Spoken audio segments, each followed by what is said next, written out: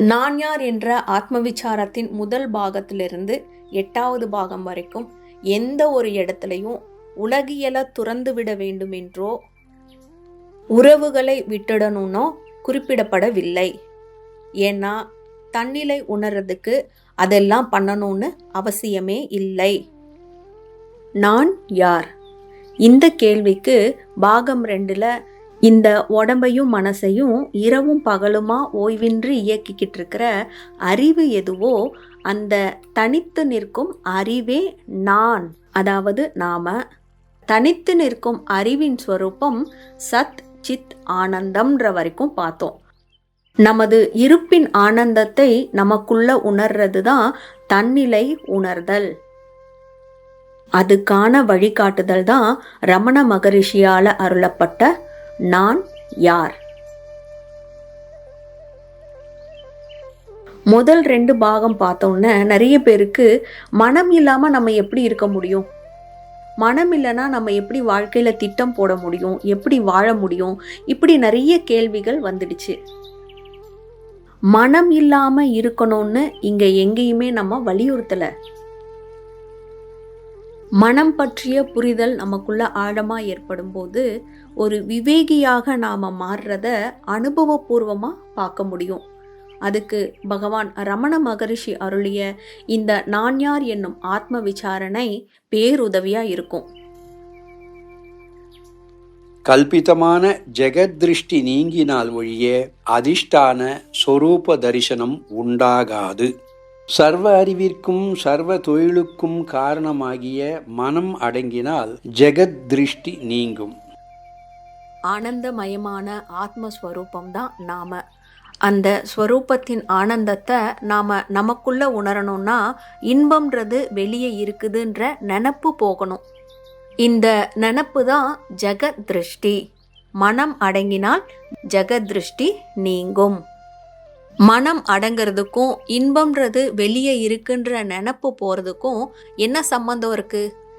இது நமக்கு புரியணும்னா மனம்னா என்னன்னு நாம தெரிஞ்சுக்கணும்.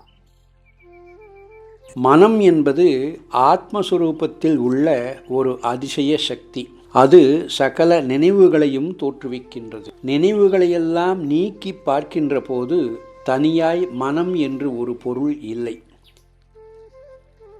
இப்போ நமக்கே மனம்னு ஒரு விஷயம் இருக்குன்றது எப்படி தெரியுது? இந்த நினைவுகளால தானே, அதை கவனிக்கிறதுனால தானே. ஒரு பெரிய கட்டடத்தை பார்க்குறோன்னு வைங்க. செங்கலை அடுக்கி அந்த கட்டடத்தை கட்டியிருப்பாங்க. ஒரு செங்கலா அதிலிருந்து நம்ம நீக்கிட்டோம்னா கட்டடம்னு ஒன்றே இருக்காது. அதே மாதிரி தான் நினைவுகளையெல்லாம் நீக்கிட்டு பார்த்தோம்னா மனம்னு ஒரு பொருளே இல்லை. ஆகையால் நினைவே மனதின் சொரூபம். நினைவுகளை தவிர்த்து ஜெகம் என்றோர் பொருள் அந்நியமாய் இல்லை. அப்படின்னா ஜகம்னா உலகம்னு கேள்விப்பட்டிருக்கோம். இங்க எதை குறிப்பிடுறாங்கன்னா, வீட்டுக்கு வந்தாலும் இவருக்கு ஆஃபீஸ் நினப்பு தான். ஆஃபீஸ் தான் அவரோட உலகமே. எப்போ பாரும் இந்த அம்மாவுக்கு குழந்தைங்க நினப்பு தாங்க. குழந்தைங்க தாங்க அவங்க உலகம். குழந்தைங்களுக்கு எப்போ பாரு விளையாட்டை பற்றின நினப்பு தான். விளையாட்டு தான் அவங்களோட உலகம். ஒரு பொண்ணை பற்றின நினப்புலையே இருக்கிற இளைஞனுக்கு அந்த பொண்ணு தான் உலகம். நாம் எதை அதிகமாக நினைக்கிறோமோ அதுதான் நம்மளை பொறுத்த வரைக்கும் நமக்கு உலகம். ஆஃபீஸை விட்டால் வேற உலகமே இல்லை. குழந்தைங்களை விட்டால் வேற உலகமே இல்லை. அந்த பொண்ணை விட்டால் எனக்கு வேற உலகமே இல்லை. இப்படியெல்லாம் சொல்லி கேள்விப்பட்டிருக்கோம்ல. இதுதான் நினைவுகளை தவிர்த்து ஜெகம் என்றோர் பொருள் அந்நியமாய் இல்லை. தூக்கத்தில் நினைவுகள் இல்லை, ஜெகமும் இல்லை.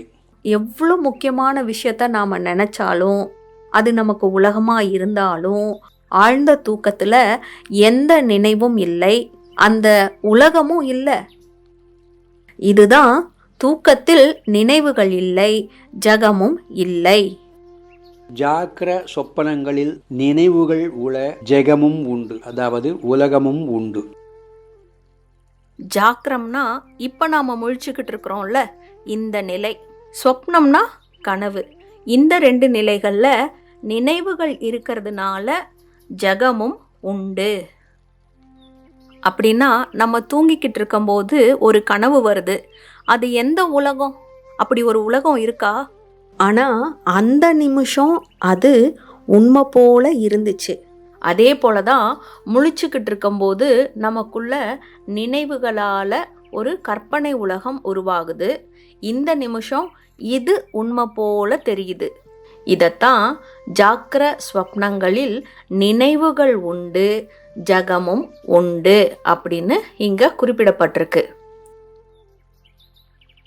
கனவுல ஒரு உலகம் வந்ததே, உண்மையிலேயே அப்படி ஒரு உலகம் இல்லை. அதே போலதான் இந்த நிமிஷம் நாம முழிச்சுக்கிட்டு இருக்கும்போது நமக்குள்ள ஓடிக்கிட்டு இருக்கிற நினைவுகளால உருவாக்கப்படும் இந்த கற்பனை உலகமும் இல்லை. இதை தான் இதுக்கு முன்னாடி நினைவுகளை தவிர்த்து ஜகம் என்று ஒரு பொருள் அந்நியமாய் இல்லைன்னு பார்த்தோம். அதனால் நமக்குள்ள வர ஒவ்வொரு நினைவுகள் கூடவும் நாம் ரொம்ப கவனமாக இருக்கணும்.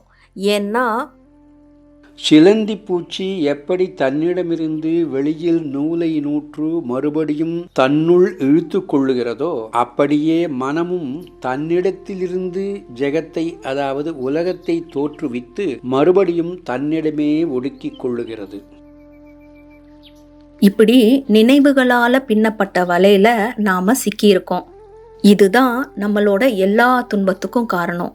இதனால தான் எப்பவுமே நமக்குள்ள இயல்பா இருக்கிற நம்மளுடைய உண்மையான தன்மையான அந்த இருப்பின் ஆனந்தத்தை நமக்குள்ள நாம உணர முடியல. மனம் ஆத்மஸ்வரூபத்தினின்று வெளிப்படும் போது ஜெகம் தோன்றும். ஆகையால் ஜெகம் தோன்றும் போது சொரூபம் தோன்றாது. சொரூபம் பிரகாசிக்கும் போது ஜெகம் தோன்றாது. இதை இன்னும் சுலபமாக புரிஞ்சுக்கணும்னா ஒரு உதாரணத்தோட சொல்கிறேன். இப்போ படுத்து தூங்கிக்கிட்டு இருக்கும்போது தலைகீழா உயரத்திலிருந்து கீழே விழுற மாதிரி ஒரு கனவு வருதுன்னு வைங்க. அந்த கனவுல ஒரு மகான் வந்து நம்மளை பார்த்து, ஒன்றும் பயப்படாதீங்க, இது வெறும் கனவு தான், உங்களுக்கு ஒன்றுமே ஆகலை அப்படின்னு சொல்கிறாருன்னு வைங்க. அந்த நிமிஷம் கனவுல மகான் வந்து சொன்ன அந்த வார்த்தையை நாம் ஏற்றுப்போமா? என்ன சொல்லுவோம்? போங்க சாமி, உங்கள் கண்ணு முன்னாடி தான் விழுந்தேன், தோ எனக்கு வலிக்குது, இதையெல்லாம் என்னால் உணர முடியுது, இது எப்படி சாமி கனவாக இருக்கும் அப்படி தானே கேட்போம். இந்த கனவு இதோட முடியுது, நம்ம தூக்கத்திலிருந்து எழுந்துடுறோன்னு வைங்க. அட ஆமாம், அப்போ அது வெறும் கனவு தான், கனவுல வந்து அந்த மகான் சொன்னது தானே உண்மை அப்படின்னு தானே நமக்கு தோணும். இந்த உண்மையை கனவுல அந்த மகான் வந்து சொல்லும்போது நம்மளால ஏன் ஏற்றுக்க முடியல? ஏன்னா கனவு உலகத்தை உணர்ந்துக்கிட்டு இருக்கும்போது இந்த உடல் தூங்கிக்கிட்டு இருக்கிற இந்த உலகம் கனவுல தெரியல. தூக்கத்திலிருந்து எழுந்த உடனேயே கனவு உலகம் மறைஞ்சிடுச்சு. ஆழ்ந்த தூக்கத்துல இந்த 2 உலகமுமே இல்லை. மனம் ஆத்மஸ்வரூபத்திலிருந்து வெளிப்படும்போது கனவு கற்பனை உலகங்கள் தோன்றுது. அதனால ஜெகம் தோன்றும் போது சொரூபம் தோன்றாது. ஆத்மஸ்வரூபம் பிரகாசிக்கும் போது கனவு கற்பனை உலகங்கள் தோன்றாது. கனவு கற்பனை உலகமெல்லாம் எப்படி உருவாகுது? நினைவுகளால தானே உருவாகுது. நினைவே மனதின் ஸ்வரூபம்னு பார்த்தோம். மனதின் ஸ்வரூபமான நினைவுகளை எங்கிருந்து இது கிளம்புது, நான் யாருன்னு விசாரிச்சுக்கிட்டே போனோம்னா தானே மனமாய் முடியும். அதாவது மனம் புறப்பட்ட அடித்தளமான ஆத்மஸ்வரூபத்தில் மனம் முடியும். தான் என்பது ஆத்மஸ்வரூபமே. மனதின் மாயப்பிடியிலிருந்து நாம் விடுபடுறதுக்கு மனதை பற்றிய இன்னும் சில நுட்பமான குறிப்புகளை இங்க பகவான் ரமண மகரிஷி கொடுத்திருக்காரு. மனம் எப்போதும் ஒரு ஸ்தூலத்தை அனுசரித்தே நிற்கும், தனியாய் நில்லாது. இந்த உடம்பு என்னுடையது, இந்த உடம்பு தான் நான், இந்த 2 நினைப்பையும் சார்ந்து தான் மனதால இருக்க முடியும். ஆழ்ந்த தூக்கத்துல பாருங்க, இந்த உடம்பு இருக்கா இல்லையான்ற நினைப்பே இல்லை, அங்க மனமும் இல்லை. மனமே சூக்ஷ்ம சரீரம் என்றும் ஜீவன் என்றும் சொல்லப்படுகிறது. சூக்ஷ்ம சரீரம்னா என்ன? கண்களால பார்க்க முடியாத நுட்பமான உடல். இந்த மனதை ஏன் ஜீவன்னு சொல்றாங்க? இதை நாம புரிஞ்சுக்கணும். இப்போ ஐயோ பாவம் வாயில்லாத ஜீவன்னு நம்ம சொல்லி கேள்விப்பட்டிருக்கோம். எதனால? அதோட வாழ்க்கை பிறக்கும், இருக்கும், இனப்பெருக்கம் செய்யும், ஒரு நாள் இறந்துடும். அந்த தேகம் என்பதுதான் நானுன்ற எல்லைக்குள்ள 5 அறிவுள்ள ஜீவன்களுடைய வாழ்க்கை முடிஞ்சிடுது.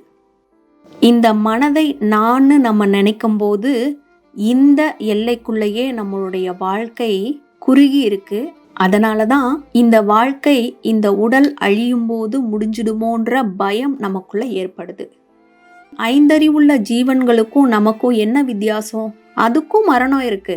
ஆனா மரணத்தையோ எதிர்காலத்தையோ வாழ்வையோ நினைச்சு அது பயப்படல. இந்த சிந்தனையை வைத்து நமக்குள்ள நாம யாருன்னு உணரணும், தெளிவு பெறணும். இந்த உடல் நான் இல்லை, இது அழியக்கூடியது. மனம்ன்றது வெறும் நினைவுகளோட தொகுப்பு. இதுவும் நான் இல்லைன்னு நமக்குள்ள நான் யாருன்னு விசாரிக்கிறதால ஆத்மஸ்வரூபமாக நாம பரிணாமம் அடையலாம். இந்த தேகத்தில் நான் என்று கிளம்புவது எதுவோ அதுவே மனம் என்று சொல்லப்படுகிறது. நான் என்கிற நினைவு தேகத்தில் முதலில் எந்த இடத்தில் தோன்றுகின்றது என்று விசாரித்தால் ஹிருதயத்தில் என்று தெரிய வரும். அதுவே மனதின் பிறப்பிடம். ரொம்ப கோபம் வந்து அல்லது உணர்ச்சி வசப்பட்டு பேசும்போது நான் யார் தெரியுமா, நான் நினைச்சேன்னா என்ன வேணா செய்வேன் தெரியுமா அப்படின்னு சொல்லும்போது ஆள்காட்டி விரல் இந்த உடல்ல எந்த இடத்த பாயிண்ட் அவுட் பண்ணுதுன்னு பாருங்க. இந்த உடலுக்குன்னு தன்னுணர்வு இருக்குன்றத நம்ம இதுக்கு முன்னாடியே பார்த்துட்டோம். அந்த தன்னுணர்வால இந்த உடலின் ஆள்காட்டி விரல் நான்னு ஒரு இடத்த குறிப்பிட்டு காட்டுது. அதுதான் ஹிருதயம். அதுவே மனதின் பிறப்பிடம். நான்னு நினைச்சுக்கிட்டே இருந்தா கூட அந்த நினைப்பே ஆத்மஸ்வரூபத்துல கொண்டு போய் விட்டுடும். ஏன்னா மனதில் தோன்றும் நினைவுகள் எல்லாவற்றிற்கும் நான் என்னும் நினைவே முதல் நினைவு. இது எழுந்த பிறகே ஏனைய நினைவுகள் எழுகின்றன. இப்போ நீங்க தூங்கிக்கிட்டு இருக்கீங்கன்னு வைங்க, ஒரு கனவு வருது. இந்த தடவை அந்த கனவுல நீங்க வரல, உங்களுக்கு பிடிச்ச அல்லது பிடிக்காத ஏதோ ஒரு நபர் அந்த கனவுல வராரு. வலி வேதனையோட கத்திக்கிட்டு இருக்காரு. ஏன்னா ஒரு முதலை அவரை விழுங்குறதுக்காக பிடிச்சுக்கிட்டு இருக்கு. நீங்க தூக்கத்துல இருந்து இப்ப எழுந்துட்டீங்க. நீங்க அந்த கனவுல வரல. ஆனா அந்த கனவை பார்த்தோன்னு தூக்கத்துல இருந்து எழுந்தோன்னா வந்து சொல்றோம்ல, எப்படி, எந்த ஃபார்ம்ல இருந்து நாம் அந்த கனவை பார்த்தோம்? இந்த உடல் அங்க நான் குறிப்பிடப்படவில்லை. ஏன்னா இந்த உடலே அந்த கனவுல வரல. நான் அந்த கனவை பார்த்தேன். அங்க எது முதல்ல வருது? நான். அதுக்கப்புறம்தான் ஒரு முதல்ல வருது. அது யாரை துரத்துதோ அந்த நபர் வராரு. அதுதான் மனதில் தோன்றும் நினைவுகள் எல்லாவற்றிற்கும் நான் என்னும் நினைவே முதல் நினைவு. இது எழுந்த பிறகே ஏனைய நினைவுகள் எழுகின்றன. தன்மைனா நான். தன்மை தோன்றிய பிறகே முன்னிலை படர்க்கைகள் தோன்றுகின்றன. நான்ற எண்ணம் எழுந்ததுக்கு அப்புறம் தான் இவ, அவ, அது அப்படின்னு அடுத்த நினைவுகள் எழுது. தன்மையின்றி முன்னிலை படர்க்கைகள் ஈரா. தூக்கத்திலிருந்து எழுந்த உடனேயே கனவு உலகத்திலிருந்து விடுபடுறது போல நான் யாருன்ற ஆத்ம விசாரணை மூலமாக நிலையில்லாத இந்த உடம்ப நான்னு நினைக்கிற அறியாமையிலிருந்து நாம விடுபட முடியும். இதனால மரண பயம் விலகும். கடந்த கால நினைவுகள் தர துன்பத்துல இருந்தும் எதிர்காலம் என்னாகுமோ என்ற பயத்தை ஏற்படுத்துகிற நினைவுகளில் இருந்தும் நாம் விடுபட்டு எப்பவுமே அமைதியாக ஆனந்தமாக ஆத்மஸ்வரூபமாக இருக்க முடியும். அதுதான் நம்மளுடைய இயல்பான தன்மை. உலகினில் நீ வந்த போது இன்று உன்னோடு ஒன்றாகி வந்தது யாது? இந்த உடல் விட்டும் உயிரோடும் போது ஒரு தோசு உன் பின்னாலே துணையாய் வராது. உன்னையே நீ எண்ணி பாரு, உன்னை உணராமல் வாழ்வதால் பலன் என்ன கூறு. உன்னை உணராமல் வாழ்வதால் பலன் என்ன கூறு. உன்னையே நீ எண்ணி பாரு.